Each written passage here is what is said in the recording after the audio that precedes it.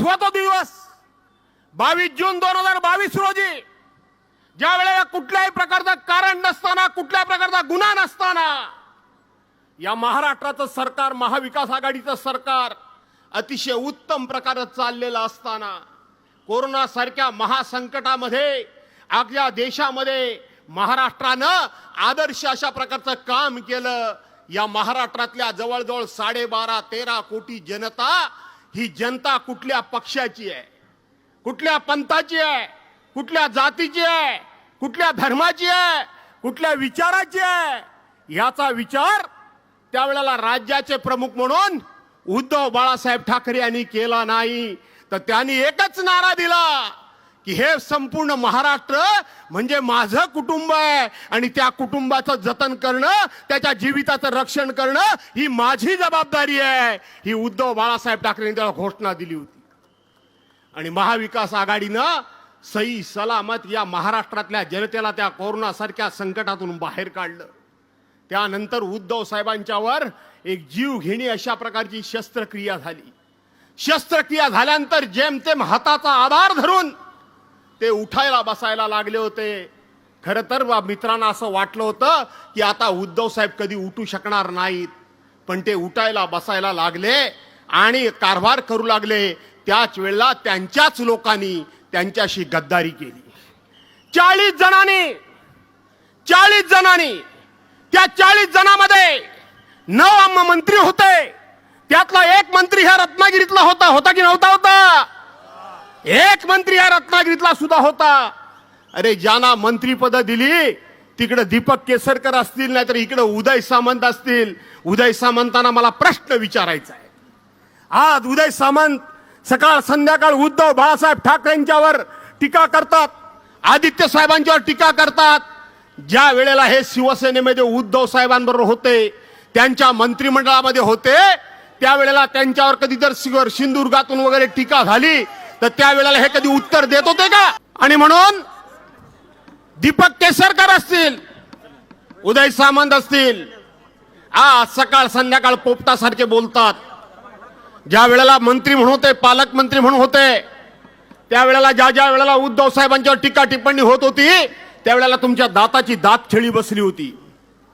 तुम्ही कधी प्रतिकार केलात नाही, तुम्ही कधी कोणाला उत्तर दिलत नाही.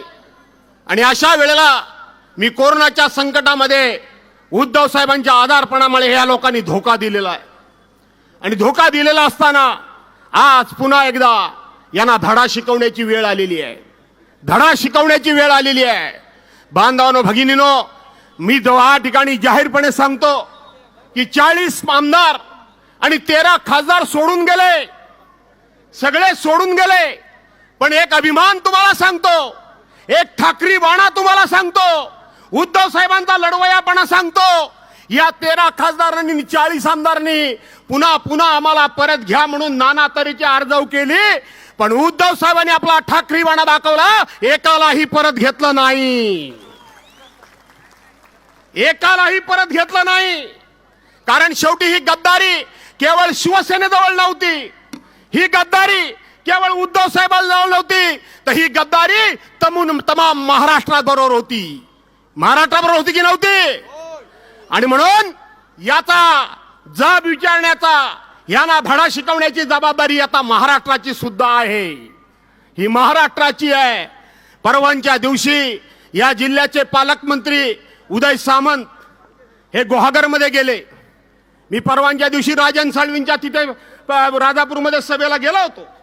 तिथं जे काय बोलायचं थोडंफार बोललो, परंतु गुहागरमध्ये गेले होते आणि तिथं उदय सामंतांनी फार मोठ्या अशा पद्धतीचा, तत्वाचा, फार मोठ्या निष्ठेचा आणि कुणबी समाजाचा त्या ठिकाणी आम्ही कसा सर का मग चला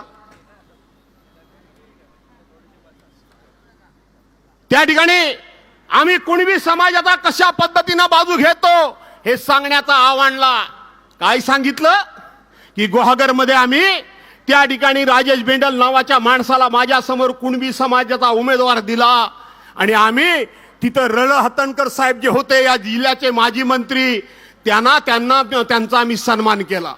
या जिल्ह्याचे सर्वात मोठे महान नेते, शामरावजी पेजे या साहेबांचा उल्लेख केला आणि आम्ही फार मोठं काहीतरी त्या ठिकाणी त्यांचा आदर केला म्हणून सांगतात. उदय सामंत, तुम्ही माझ्या मतदारसंघात जाऊन भाषण केलं तर गाठ माझ्याशी आहे, गाठ माझ्याशी आहे. माझा प्रश्न इथं राजन साळवी उभे आहेत. अरे ज्या राजापूरमध्ये तुम्ही हातणकरांचा साहेबांचं नाव घेतलं तिथं आपल्या भावाला का उभा केलात? का हातणकरांच्या समाजाला तिथं संधी दिलीत नाही? का हातणकर साहेबांच्या नातेवाईकाला तुम्ही संधी दिलीत नाही? सगळं ढोंग आहे. इथं तुम्ही 5व्यांदा निवडणूक लढवताय. तुम्हाला जर खरोखर शामराव पेजे साहेबांचा आदर वाटत असेल तर तुम्ही सांगायला पाहिजे होतं की मी 5व्यांदा निवडणूक लढवत नाही, मी गद्दारी केलेली आहे. इथं शामराव पेजे साहेबांचा कोणीतरी एखादा नातेवाईक नाहीतर त्यांच्या समाजातल्या माणसाला मी जागा सोडतो तर तुम्ही या ठिकाणी मान्य केलं असतं. हे नाटकी ढोंग तुमची बंद करा, हे नाटकीपणा तुमचा बंद करा. तुम्ही कुठल्याही अर्थानं या महाराष्ट्रातल्या किंवा या मतदारसंघातल्या जनतेचा विश्वासाला पात्र राहिलेले नाहीत, कुठल्याही अर्थानं पात्र राहिलेले नाहीत. इथं आता उद्धव साहेब आल्यामुळे मी विस्तारानं बोलू शकत नाही, परंतु तुम्ही कुठल्याही अर्थानं पात्र राहिलेले नाहीत. राजन साळवी सारखा प्रामाणिक एक सहकारी, तुमची जबाबदारी आहे. राजापूरकरांची जबाबदारी आहे की इथं पैसा जिंकेल की निष्ठा जिंकेल हे ठरवणारी ही निवडणूक आहे. मला वाटतं ही निष्ठा जिंकेल. राहिला प्रश्न बाळमाने, उशीर केला. उद्धव साहेबांचं तुमच्यावर मनापासून प्रेम पहिल्यापासूनच होतं. ते मला सारखे विचारायचे, बाळ काय म्हणतोय. म्हटलं बाळ रांगतोय. बाळ म्हटलं अजून रांगतोय. बाळासाहेब आणि भारतीय जनता पार्टीला मला नम्रपणे विनंती करायची आहे की आज 1989 साली शिवसेना आणि भाजपाची आमची युती झाली. आज ज्यांच्याबरोबर तुम्ही मैत्री केलीत त्यांनी तुम्हाला रत्नागिरी जिल्ह्यातून पार संपवून टाकलं, तुमची निशाणी संपवली. तुम्हाला एकही उमेदवार दिला नाही, एकही जागा तुम्हाला दिली नाही.